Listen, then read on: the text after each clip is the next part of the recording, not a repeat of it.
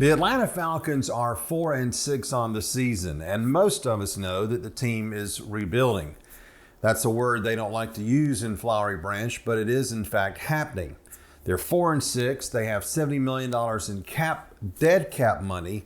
And of course, that means that they're paying $70 million out for players who are not even on the roster. Now, they would probably be a little bit better if they could have that $70 million going to people who are on the roster, but they have to get through this season before they kind of clear that up. And they'll have over $100 million in free agency money to spend come March, which will probably help this team a great deal.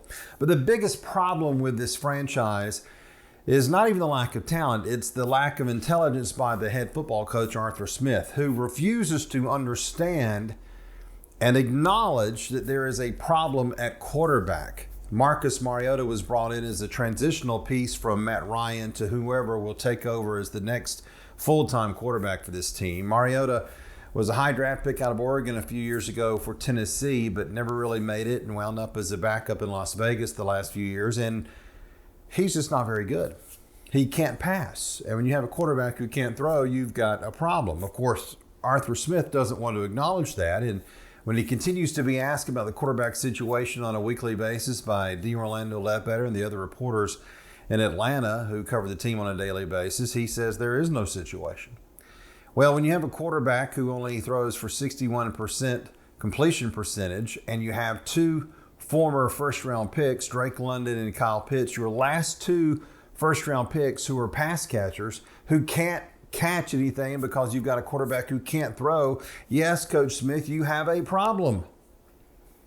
And that's why there's not a whole lot to expect out of this Atlanta Falcons team. And the problem really is they've got a quarterback on the sidelines who may or may not be better than Marcus Mariota, but we can't see him because the Falcons refuse to play Desmond Ridder.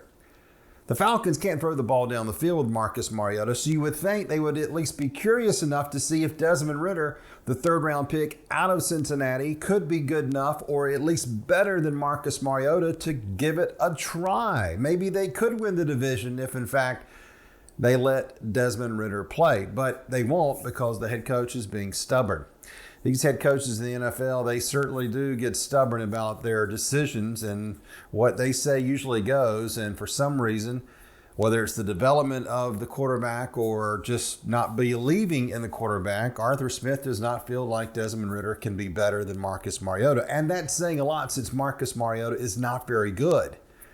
So once again, we have turmoil in Flowery Branch, turmoil with this football team. And the game a week ago against Carolina was one of the worst games for the Falcons that I've ever seen. And I've been watching this team a long time. It was awful.